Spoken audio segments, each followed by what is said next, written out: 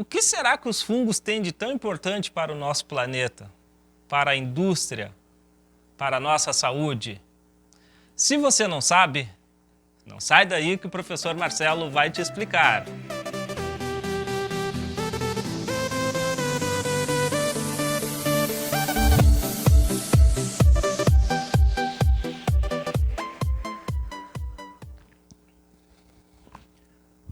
Fala galera, tudo certinho com vocês? Seja bem-vindo ao canal, hoje para mais uma videoaula. Vamos falar hoje do reino fungi, ou seja, o reino dos fungos, organismos extremamente importantes para nós, para o nosso planeta, para a nossa vida, para a nossa alimentação, para a nossa saúde. São os fungos que estão em todos os cantos aí. Quando você menos percebe, tem um fungo na sua residência. Hoje nós vamos tratar desses organismos extremamente importantes aí. Antes, porém, temos que tomar nossa água, né? Essa caneca aqui linda e maravilhosa do nosso Chavante aí. A gente toma uma aguinha porque faz bem à saúde. Muito bem. Então, pessoal, hoje a gente vai conversar sobre o reino fungi, que é o reino que corresponde aos organismos chamados de fungo, genericamente chamados de fungo, todos esses organismos. Tá? São muito importantes para o nosso planeta. Eu já falo isso de cara, para o nosso planeta, uma vez que, já vou explicar, mas eu quero só dar um exemplo para vocês.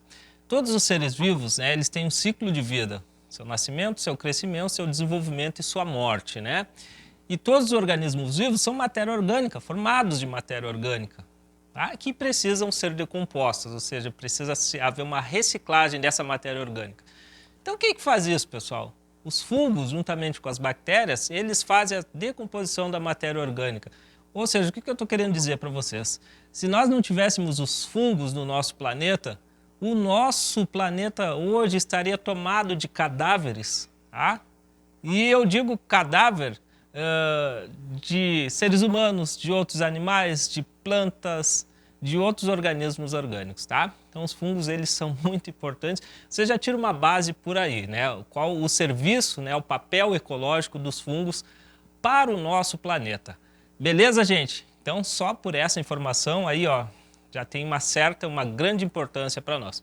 Além de outras que a gente vai comentar ao longo da aula, certo? Bom, o que a gente precisa entender quando a gente começa a estudar um grupo de seres vivos? As suas características gerais e quais são as suas diferenças para os outros organismos, ok? A gente já vem estudando isso desde bactérias, passando pelos protoctistas e hoje vamos dar uma olhada nos fungos. Bom, como suas características gerais, e está aqui nesse lado do quadro, todos os fungos são heterotrófos ou heterótrofos e por absorção. O que seria um heterótrofo por absorção? Já estou querendo dizer com essa palavra que o fungo não faz fotossíntese, o fungo não é autótrofo, não faz fotossíntese, não faz quimiossíntese. Então ele tem que haver uma matéria orgânica, tem que ter no ambiente nutriente para esse fungo conseguir se consolidar. Ou seja, ele não produz moléculas orgânicas assim como as plantas fazem, como as algas fazem. Então isso é ser heterótrofo. E heterótrofo por absorção quer dizer que esse grupo de organismos, eles vão absorver do ambiente essa matéria orgânica. E no caso dos fungos, eles pré-digerem essa matéria orgânica e depois eles absorvem essa matéria orgânica lá do ambiente. Outra característica, eles são todos eucariontes. Isso já começou a aparecer desde o último grupo lá do reino protoctista, E se você não viu a aula de protoctista, dá uma olhada lá, que é bem interessante. Vou deixar a descrição aqui, você vai dar uma olhada lá. Certo? São todos eucariontes, ou seja, já tem aquela envoltório nuclear, tem organelas citoplasmáticas. Os fungos podem ser uni ou multicelulares. Aqueles fungos unicelulares são chamados genericamente de leveduras. E os multicelulares formam projeções, formam filamentos chamados de micélio. A gente vai ver daqui a pouco no outro lado do quadro. Então, as leveduras e os fungos multicelulares. E todos eles têm parede celular né? E aí é uma dica importante, pessoal, que a gente está vendo que a maioria dos organismos que nós estamos acompanhando ao longo dos seres vivos, eles têm parede celular. No caso dos fungos, a parede celular, a sua composição é quitina. Quitina é um carboidrato, tá? Muito resistente, e é aquele mesmo carboidrato, aquele mesmo componente que forma o exoesqueleto dos insetos, tá? Aquela estrutura externa dos insetos. Dos insetos não, dos artrópodes como um todo, tá? Então, assim, a gente precisa ter uma atenção nessa hora aqui, ó. Quando fala de parede celular, ó, por exemplo, bactéria tem parede celular, tá? Alga tem parede celular, planta tem parede celular, fungo tem parede celular, ok? É para proteção, é para dar aquela resistência na célula, mas aí a gente precisa ter atenção de que a composição da parede celular vai mudar nos diferentes organismos, tá? Então, nos fungos aqui nós temos a parede celular formada por quitina, né? Lá nas plantas a gente vai ver que a parede celular é formada por celulose e aí por diante. Então a gente tem que ter essa atenção, né, nesse momento aí, que isso pode ser uma pegadinha na hora de uma prova, tá? Os exemplos de fungos que nós temos são os bolores. Você está acostumado a ver bolor na sua casa. Quando a umidade do ar está muito alta e a temperatura está uma temperatura relativamente alta também, isso é condição ideal para o crescimento de um fungo, umidade e temperatura. E forma os bolores, aquele bolor que tem na parede, atrás dos guarda-roupas, dos móveis, e também aquele bolor que aparece nas frutas, nos pães, tá? Esses são os bolores. Os cogumelos, é um exemplo de fungos, tá? Esses cogumelos que a gente vê na natureza também, aqueles cogumelos que são usados para a alimentação, né? A gente vai falar um pouquinho deles, né? Por exemplo, o champignon. As leveduras, que são os fungos unicelulares, são genericamente chamados de levedura, mas eu posso dar um exemplo para vocês. O fermento do pão é um exemplo de fungo, levedura. E aqueles fungos, tá? Aqueles fungos que crescem nos galhos de árvores, aqueles galhos que já estão mortos, né? Aqueles galhos que se desprendem das árvores, chamados genericamente de orelhas de pau, tá? São exemplos de fungo. Eu passei aqui reto pelo habitat, né? Passei reto por essa informação, mas é só para deixar claro para vocês que o fungo ele pode viver no solo. E aí, pessoal, tem uma ressalva, o solo tem que estar úmido, tá? Se tiver um solo seco, em lugares que a umidade do ar é muito baixa, né, num determinado período do ano, não vai haver crescimento de fungo. Então precisa de solo úmido, tá?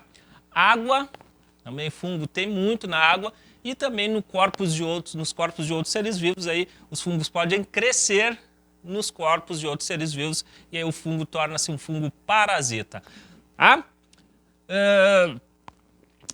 Qual que é o modo de nutrição do fungo, tá? Então a gente colocou aqui, ó, por absorção extracorpórea.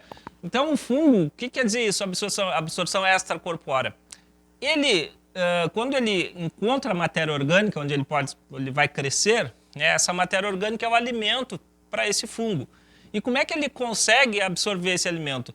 Ele já lança através das suas hifas enzimas digestivas que vão digerir esse alimento, tá?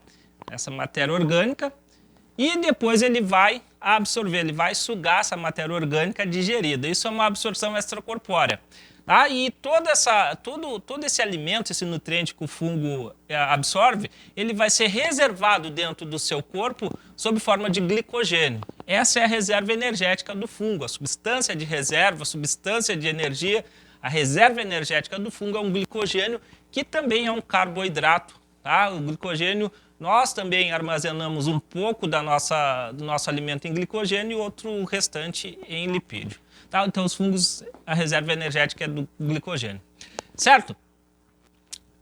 Com essas características gerais, a gente passa agora a falar da importância dos fungos. E são várias, e são muitas coisas, tá? Que os fungos fazem para o nosso ambiente, para a nossa vida. Então, hoje eu diria que é bem complicado o planeta, né?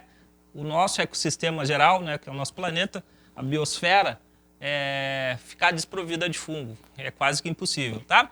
Bom, já destaco aqui a primeira coisa que eles fazem, né? Eles fazem a decomposição ou reciclagem da matéria orgânica nos ecossistemas. O que seria isso? É aquilo que eu comentei no início da aula, pessoal. Toda matéria orgânica, ela precisa ser reciclada, ela precisa ser transformada em matéria inorgânica.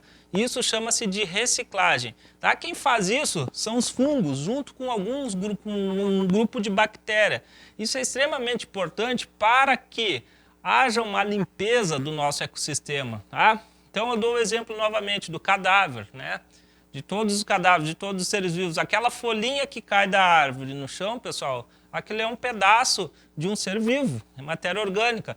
Então vocês vão ver que aquilo ali vai começar a sumir, se decompor. Quem faz isso? Os fungos. Então eles atuam muito eficientemente na decomposição e na reciclagem da matéria orgânica. Em ecologia fala-se muito, né? Em ecologia é muito explorado, tá? Então são os fungos.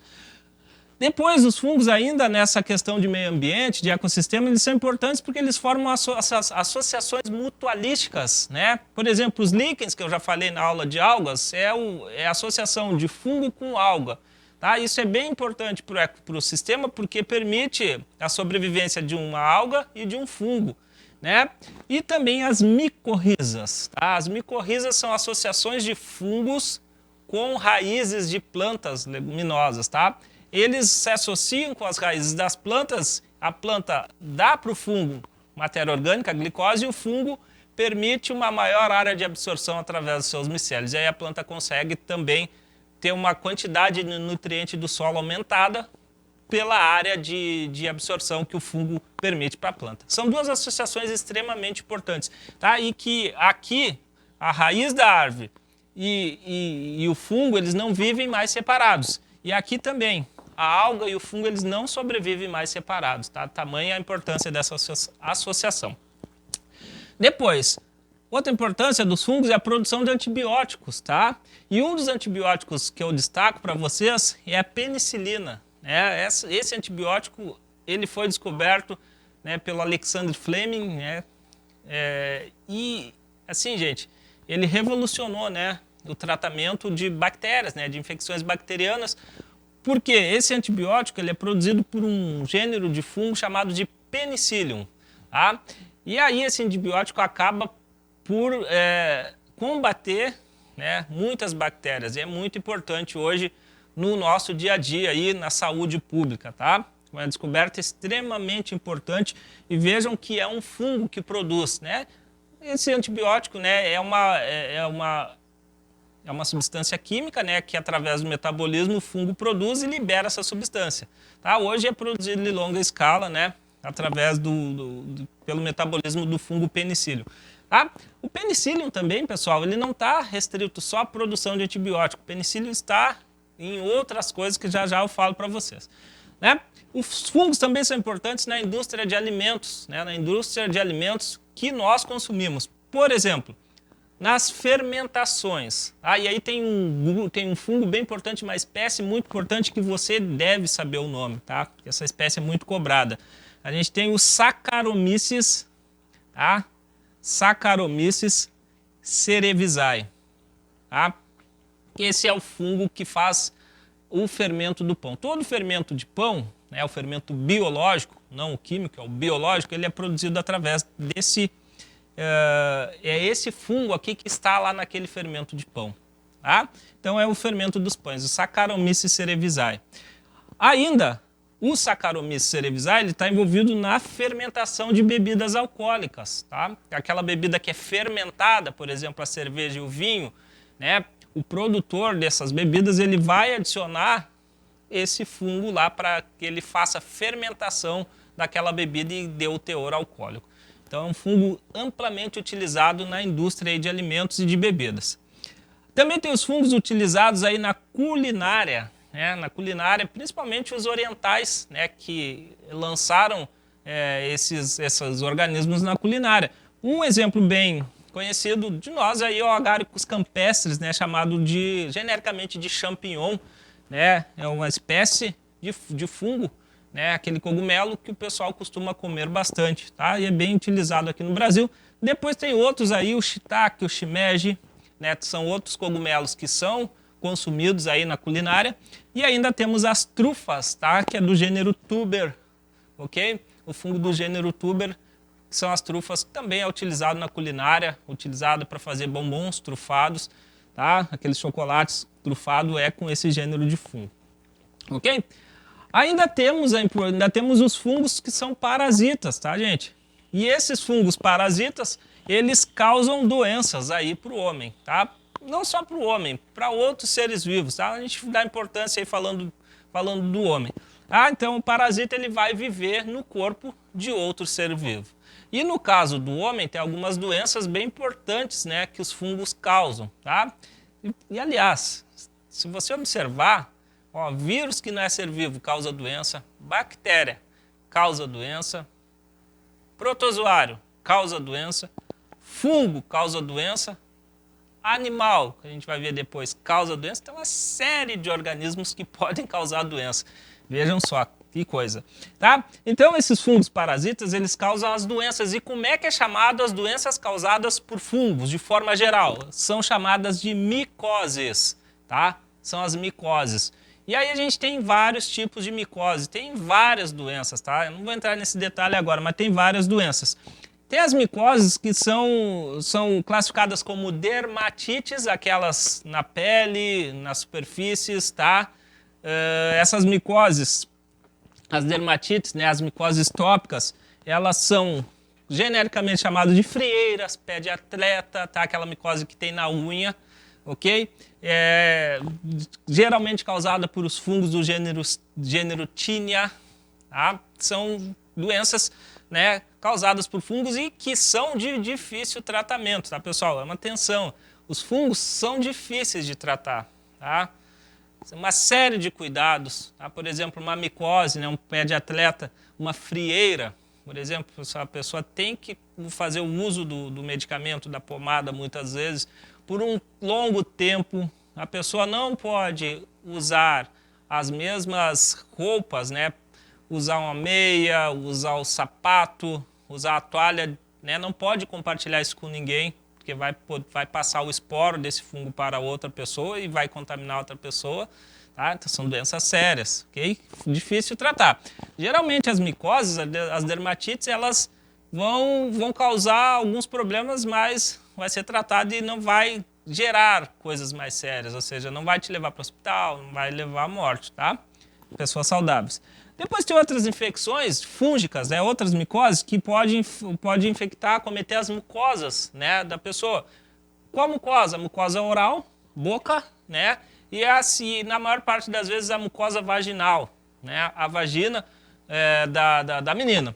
E essas infecções de mucosas, elas são basicamente, né, a maior parte delas é a candidíase, tá? Que a gente conhece. É o sapinho, né, do bebê, e é aquela infecção que acontece na vagina da menina, tá? Da mulher. A candidíase ela é causada por um fungo chamado de Candida albicans, tá? É uma espécie de Candida albicans. E tem outras infecções, né, que são a níveis de sistema. Por exemplo, pode afetar o sistema respiratório, pode afetar o sistema circulatório e o sistema nervoso. E aí essa aqui é mais séria, tá, pessoal? Essa aqui é mais séria, eu estou dando o exemplo de uma aqui, a doença chamada de criptococose, né? Causada por um fungo do gênero Cryptococcus, tá? Cryptococcus neoformans e o Cryptococcus gat. Gente, essa doença é extremamente séria, né? E assim, tem uma taxa de mortalidade muito grande também. Tá? Causado por esse fungo, que é um fungo unicelular. Esse fungo, o Cryptococcus, ele vive decompondo as fezes de pombos. Tá? Então, onde tem muito pombo, obviamente tem muitas fezes. Se tem muitas fezes de pombo, tá cheio dessa espécie aqui, Cryptococcus. Gente, como esse fungo é um fungo unicelular, quando você se desloca no local onde tem muitas fezes de pombo, o deslocamento do ar que você faz por caminhar ali, decanta esse fungo, faz com que ele decante. E você vai acabar inalando esse fungo pelas vias respiratórias. Esse fungo pode parar no seu pulmão, no coração e também no seu tecido nervoso. Como eu já falei, fungo é muito difícil de tratar. E aí, a nível de sistema, é mais difícil ainda. Tá? E é uma doença que tem uma letalidade muito grande. Tá? Então tem que tomar cuidado aí com esses locais.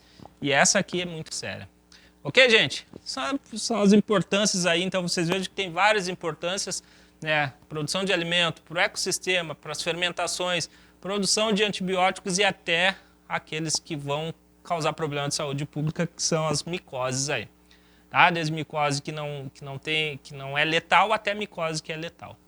Certo, gente? Passando para o lado de cá do quadro, então, olhando para esse lado aqui, a gente vai falar um pouquinho da estrutura geral dos fungos, tá?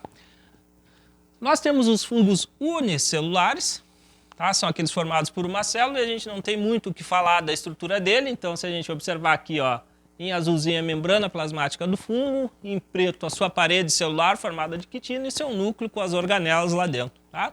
Essa é uma célula, é um fungo unicelular, eu coloquei como exemplo as leveduras, tá? Essa é a estrutura, esse é um fungo unicelular. O que nos chama a atenção e que a gente precisa ter cuidado é com os fungos multicelulares. Aí sim, aí eles começam a apresentar uma série de estruturas que é característico dos fungos. Esses fungos que são multicelulares, ou seja, são formados por mais de uma célula, eles apresentam um conjunto de projeções, um conjunto de filamentos chamados de hifas. Tá? Então eles são formados por hifas. E aí cabe também uma ressalva. Tem alguns fungos que formam hifas e ficam nessa aí, ok? São multicelulares formados por hifas apenas. Agora tem outros fungos que as hifas começam a se aglomerar, tá? Formando um conjunto de hifas. Esse conjunto de hifa é chamado de micélio, tá? E aí tem fungos que formam micélio, outros que ficam apenas nas hifas, certo? E aí eu já vou passar ali para o esquema. Quando eu falo de micélio, é esse fungo aqui característico, aquele que a gente consegue observar, por exemplo, um cogumelo. O que você vê do cogumelo é um micélio. O que é um micélio? É um conjunto de hifas, tá?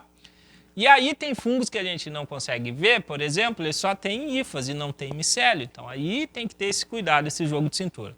Ok? Ainda falando da classificação das hifas, vejam só que a gente consegue até classificar as hifas. A gente pode ter hifas apocíticas ou hifas septadas, tá? Ou hifas cenocíticas ou aseptadas. Apocítica quer dizer que ela tem septo, cenocítica quer dizer que ela não tem septo. O que seria o septo? Vamos para o esquema aqui do lado, ó. Vejam aqui, ó, onde está a setinha vermelha, ó. Vejam essa hifa aqui, ó. Tá? Hifa é um filamento do fungo, ok? Então, tudo isso aqui é formado por hifa. Aqui tem as duas, é só a nível de esquema. Vou pegar a caneta aqui. Olha só. Então, vejam que essa hifa aqui, ela é cheia de septo, ela é divididinha. E os seus núcleos ficam separados. Cada septo aqui dessa hifa, ele tem uma perfuração por onde passa as informações das organelas. Tá? Essa é a hifa septada. Vejam no esquema aqui o outro aqui, a hifa aseptada, ou hifa cenocítica. Ó. Vejam que não tem septos dividindo a célula, ou seja, dividindo os núcleos ali. Então é uma hifa aseptada, pode ter uma ou outra, dependendo do grupo de fungo. Ok? Depois, a gente tem ainda a questão das hifas dicarióticas, tá? Que é aquela hifa, tá? Que possui dois núcleos haploides geneticamente diferentes, e as hifas monocarióticas, que é aquela hifa que possui dois núcleos haploides geneticamente idênticos. Eu já vou voltar nesse assunto aqui. Tá? E ainda a gente tem os dois tipos de micélio, o micélio vegetativo e o micélio reprodutor. Tá aqui o conceito. Eu quero mostrar isso lá no esquema. Então vejam o seguinte, quando o fungo apresenta essa estrutura aqui, o cogumelo, aquilo que você observa, né, na natureza, tá? Essa estrutura aqui, que a gente consegue ver, é chamada de corpo de frutificação. Genericamente é um corpo de frutificação. Esse corpo de frutificação, ele é o micélio do fungo responsável pela reprodução. Tá? Então a gente chama tudo isso aqui micélio reprodutor. E mais especificamente aqui embaixo, ó, nessas estruturas do cogumelo, é onde formam os esporos da reprodução do fungo. Então a gente tem micélio reprodutor. Tá? E aqui a formação de esporos. Certo? Então observe aqui, ó, micélio reprodutor. Se você observar, o fungo ele está ou num galho de árvore morto ou no solo. Parece que é uma plantinha, mas não é. Tá? O que fica abaixo do solo é o micélio vegetativo, tá? A parte do fungo, né? Aquele micélio que a gente não enxerga e que está explorando aquela matéria orgânica, absorvendo o nutriente. Então o micélio vegetativo, que está escrito aqui, é o responsável pela absorção de nutrientes, tá? E líquidos desse solo. E o micélio reprodutor é aquele que a gente observa para fora do substrato, né? É o micélio que vai fazer a parte da reprodução do fungo, tá? Por isso que ele fica para fora do solo, para poder liberar os esporos por uma área maior, para explorar aquele ambiente. O que tem a ver hifa monocariótica com micélio, hifa dicariótica com micélio? Perceba o seguinte, se eu estou falando que a hifa dicariótica ela possui núcleos geneticamente diferentes, tá? Então essa hifa aqui, ela precisa estar onde o fungo vai fazer reprodução. Ou seja, a hifa dicariótica ela está presente no micélio reprodutor, porque aqui vai ter reprodução. Onde é que é interessante ter núcleos geneticamente diferentes para ver recombinação? No reprodutor. E as hifas monocarióticas são aquelas geneticamente iguais, elas vão estar no micélio vegetativo. Por que no vegetativo? Porque no vegetativo não vai fazer reprodução, vai apenas absorver o nutriente. Tá? E aí não há necessidade de ter hifas dicarióticas. Tá? Só lembrando, dicariótica, núcleos geneticamente diferentes. É interessante para a reprodução, então vai estar no micélio reprodutor. Hifas monocarióticas, núcleos geneticamente iguais. Não é interessante para a reprodução, então vai para o micélio vegetativo, é aquele micélio que vai fazer a absorção de nutrientes do solo. Tá ok, gente? Beleza? Tranquilo aí? Eu vou trocar a informação do quadro e a gente vai falar dos grupos de fungo, tá certo? Não sai daí que eu já volto, né? Um passe de mágica aí, como a gente costuma falar. Maravilha, então, pessoal. Voltamos aí, ó. Estralou o dedo, trocou o quadro, a mágica está feita. Beleza. Então, gente, olha só. Falamos lá no início, né, na primeira parte da aula, né, das características gerais, da importância aí dos fungos, né, da estrutura geral dos fungos, os unicelulares, os multicelulares. Agora a gente vai dar uma olhada aqui na classificação, né, na diversidade dos fungos e depois na reprodução para a gente encerrar a aulinha básica aí. Muito bem, os fungos são classificados, conforme a literatura, em 4 filos, tá? E essa classificação ela é muito baseada na reprodução sexuada desses fungos, tá? E tem uns fungos que não sabem da reprodução sexuada, eles não têm uma classificação. Então ainda também é bastante controversa a classificação dos fungos, beleza? A gente tem 4 filos aí, o filo Chytridiomycota, Zygomycota, Ascomycota e Basidiomycota. A gente vai ver as características de cada um aí, destacando as principais informações que você deve saber, ok? Primeiro grupo aí, que não tem muitas espécies escritas, é o filo Chytridiomycota. Tá? Esse grupo aí, ele possui organismos, né? Esse filo possui organismos uni ou multicelulares.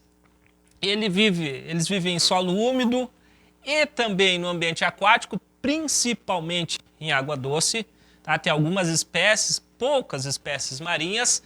Eles possuem esporos flagelados, porque a maioria desses fungos vivem na água, então os esporos deles, que é a estrutura de reprodução, tem flagelo para sua locomoção no ambiente aquático. Isso é uma característica importante aí para quem é da água, né?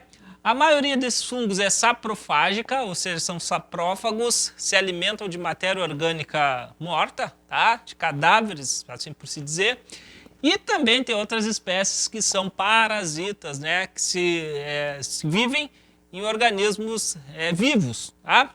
E aí a gente tem uma espécie que é muito comum na Amazônia, tá? De Chytridiomycota, que está acabando com a diversidade de anfíbios lá. Está causando um problema muito sério, né, lá na Amazônia, né, com a população de anfíbios, né, essa espécie parasita, né, do grupo Chytridiomycota. Tá, pessoal? É um grupo pequeno ainda que não tem muita informação, tá? Mas aí tá aí o filo, né, para a gente entender um pouquinho. Tá? Uma característica bem importante, né, que eles possuem são os esporos flagelados, porque a maior parte dele é do ambiente aquático, certo? Depois nós temos o filo Zygomycota. Esse filo já é um pouco mais importante, já tem algumas características bem peculiares que a gente vai entender um pouco. Eles possuem as hifas cenocíticas. Ó, uma coisa importante, eles não formam um corpo de frutificação, ou seja, eles não têm aquela estrutura que a gente observa num cogumelo, numa orelha de pau, né? Eles não têm esse corpo de frutificação, tá? São pluricelulares. Aí vem aquele negócio, ó, mas como que um fungo pluricelular não forma corpo de frutificação? Não forma.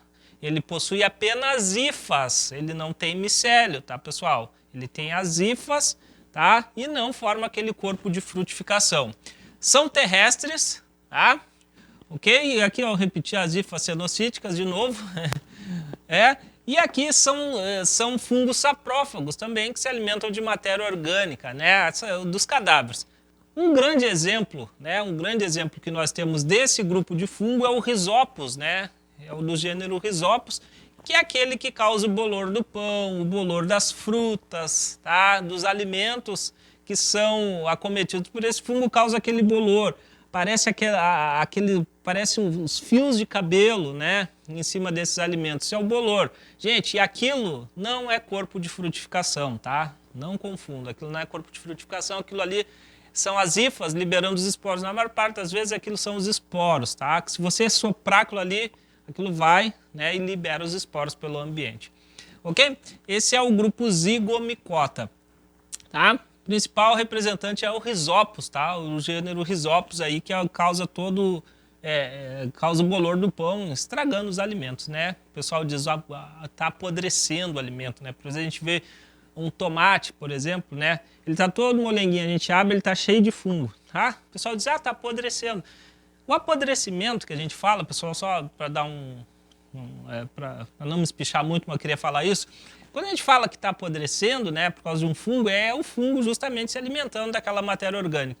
Esse mau cheiro que tem, por exemplo, de uma fruta, de um tomate, é quando o fungo lança suas enzimas digestivas ali e está digerindo a matéria orgânica desse alimento e está sugando. Isso é o que chamamos de apodrecimento, tá? Esses aqui fazem bastante isso, ok? Ascomicota. Depois, o filo, Zygomicota. Ascomicota vem agora, tá? O filo Ascomicota, aí já vem uma coisa interessante, já começa a ter a formação de corpo de frutificação. E o corpo de frutificação de um Ascomicota é chamado de ascocarpo. E como que eu vou saber? Ó, no outro também forma corpo de frutificação. Como que eu vou saber que é um asco e como que eu vou saber que é um base de omicota? Os ascomicotas, geralmente o corpo de frutificação dele é voltado para cima, é um guarda-chuva aberto ao contrário, tá? Sabe quando você sai no vento, que tá aquela chuva danada, tá uma ventania, você pega o guarda-chuva vira ao contrário?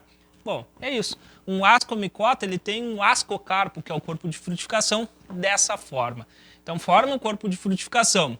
São uni ou pluricelulares, olha só, unicelular também pode ter aqui, ok?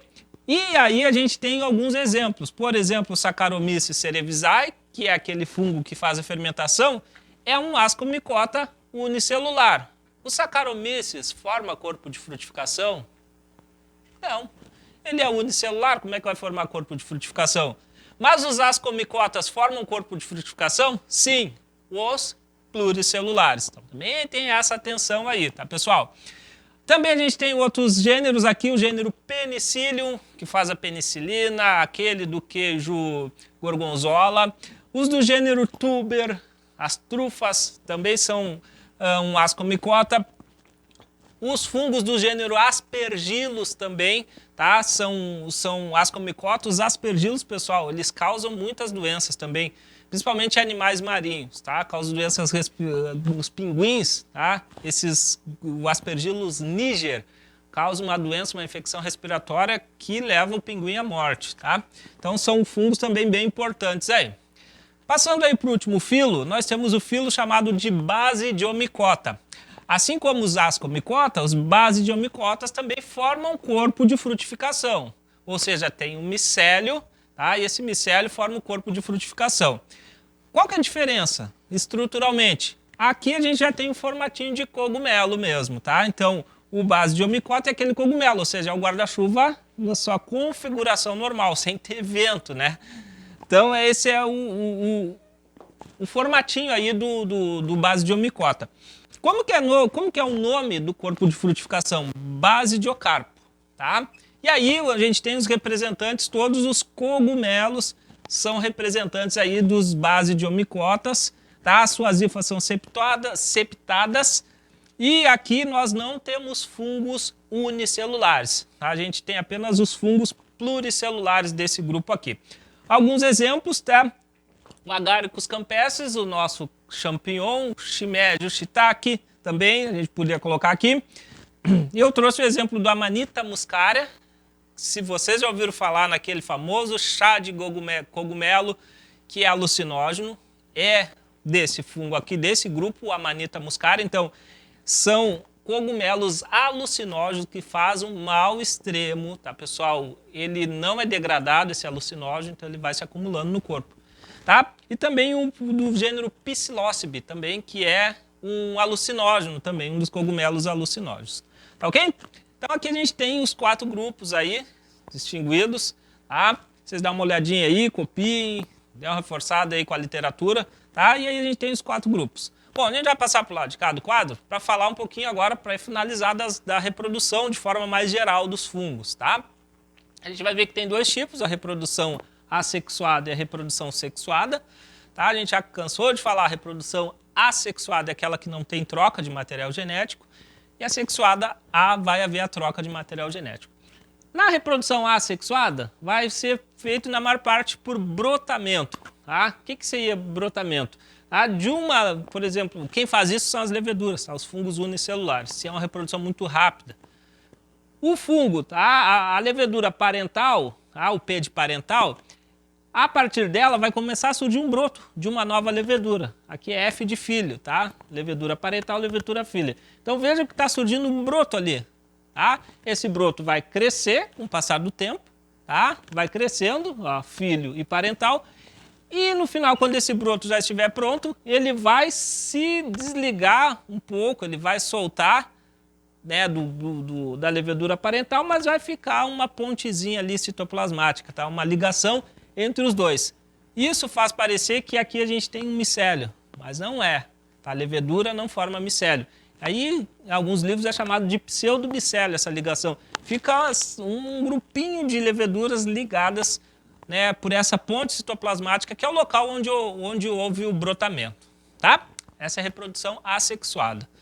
Na reprodução sexuada, a gente vai dar destaque para 2 grupos, para o ascomicota e para o basidiomicota. Tá? Basicamente, pessoal, é o mesmo processo, mesmo tipo de reprodução. Vai mudar aqui o nome das estruturas. Aqui vai ter um ascocarpo e aqui vai ter um basidiocarpo. Aqui vai ter um ascóporo, tá? O ascósporos, e aqui vai ter os basidiósporos. É isso que vai mudar. Mas vamos lá, vamos entender. Se é uma reprodução sexuada, obviamente que vai ter que ter a troca de material genético, tá? Então lembre, quando a gente fala de ascomicota e basidiomicota, forma corpo de frutificação. Se forma corpo de frutificação, tem micélio vegetativo e micélio reprodutor. Vai entendendo aí. Se eu estou falando de micélio reprodutor, dentro desse micélio reprodutor existem hifas dicarióticas. Essas hifas dicarióticas, elas têm núcleos haploides geneticamente diferentes. E aí que vem o negócio. Então vamos olhar aqui na reprodução. Se a gente pegar a parte do ascocarpo aqui, de um ascomicota, onde tem a formação dessas estruturas, dessas hifas, aqui a gente vai ver que cada hifa aqui tem 2 núcleos. E tá de cor diferente por quê, Marcelo? Porque são núcleos geneticamente diferentes. Núcleos haploides, é aí que vem detalhe, núcleo N, tá? O que acontece? Vai acontecer um processo chamado de cariogamia. Cariogamia é fusão de núcleos, ou seja, o núcleo dentro da hifa, eles vão se fundir e formar um único núcleo. Gente, quando acontece a fusão de 2 núcleos haploides, 2 núcleos N, a gente tem aquela questão de novo. Vou até pegar uma caneta, a gente fazer o esquema aqui, ó. 2 núcleos haploides, eles são N, tá? O N do vermelho, tá? E o N do preto, certo? Quando a gente tem N mais N, quando funde o vermelho com o preto, N mais N vai dar o quê? 2N. Então a gente vai ter um zigoto 2N. Tá? Então o processo de cariogamia é a fusão de núcleos haploides, de hifas dicarióticas. Formou um zigoto 2N. O que vai acontecer com esse zigoto agora? Tá? Esse núcleo que formou o 2N. Ele vai passar por um processo de meiose, divisão celular por meiose. É aquela divisão em que vai haver a recombinação gênica, né? Meiose 1 e meiose 2, lá na meiose 1, na prófase 1, Na subfase chamada de Paquete não acontece isso, tá? E aí a gente tem a formação de 4 núcleos haploides. Qual é a característica de meiose? De uma célula formam 4, ou seja, de um núcleo formam 4 geneticamente diferentes e haploides, porque meiose reduz a metade da carga gênica. Então pensa aqui, ó, fundiu, formou 2N, passou por meiose, de novo dividiu em núcleos N. Esses núcleos haploides, eles vão sofrer uma mitose, ou seja, aqui tem 4 e aqui tem 8, ó, então cada um sofreu mitose, tá? E reproduziu-se, e aí formou os ascósporos, tá? Que são as estruturas que vão sair com deslocamento de ar, essas estruturas são levadas pelo vento, e aí, tá? Cada ascósporo que cair no solo e tiver matéria orgânica, ele vai germinar, tá? Ele vai germinar em uma hifa, tá? Uma hifa desse núcleo preto e uma hifa desse núcleo vermelho. O que acontece com essas hifas? Elas vão ser complementares e quando elas estiver crescendo, elas vão passar por um processo de fusão de hifas, chamado de plasmogamia. Ó, plasmogamia. Então vejam que aqui elas estão se juntando, elas vão fundir-se, vão juntar-se e vão formar o corpo do ascomicota, que é chamado de ascocarpo. E aí completa a reprodução sexuada. Então percebam que houve união de material genético, houve a separação desse material genético pela meiose e houve a germinação desses esporos no ambiente favorável. Tá? Isso aqui acontece nos ascomicotas. E nos basidiomicotas aqui, pessoal? É a mesma lógica, tá? Só que vai mudar os nomes dos esporos, ok? É a mesma lógica, tá? A gente tem aqui um basidiocarpo, que é o cogumelo, e aqui fica na parte de baixo as hifas, onde vão surgir os esporos. O que acontece? De novo, ó, hifas dicarióticas, tá? Cariogamia, fusão de núcleos, ok? Cariogamia, fundiu o núcleo, N mais N vai dar 2N, forma um zigoto. O que acontece com esse zigoto? Sofre uma meiose e formam 4 núcleos geneticamente diferentes. Como que é chamado esses 4 núcleos agora? Basidiósporos. Aqui então eu coloquei 4 basidiósporos N. Esses basidiósporos eles vão cair no ambiente, vão chegar no solo, se o ambiente estiver favorável, umidade e matéria orgânica, ou seja, nutriente, ele vai germinar nas hifas, essas hifas são complementares, formam uma pontezinha citoplasmática entre essas duas hifas aqui e vai acontecendo a fusão das hifas e num passo seguinte vai formar o cogumelo adulto aí, formando o nosso corpo de frutificação, formando basidiocarpo. É a mesma lógica, tá, pessoal? Então a gente tem, de novo, união, fusão de núcleos, cariogamia, divisão desses núcleos por meiose, formação dos basidiósporos, germinação desses basidiósporos, e aqui a gente tem uma plasmogamia, que é a fusão das hifas. Certinho, pessoal? Maravilha, então, né? Vejam que os fungos são bem interessantes, é um conteúdo bem legal, bem importante aí. E você precisa entender um pouquinho, né? Principalmente a parte reprodução. Ok, gente? A gente fica por aqui nessa aula. Peço para que você deixe seu like aí, coloque lá nos comentários sugestões de aulas que você gostaria de ter da parte de biologia, tá? Eu desejo para vocês ótimos estudos, aproveitem seu tempo, né, a dedicação. Estamos nesse estado de pandemia, mas estamos tentando fazer o melhor possível aí para que você consiga, né, lá no ano que vem, né, sua aprovação no Enem. Tá legal? Um abraço para todos, tá? Ótimos estudos e até a próxima!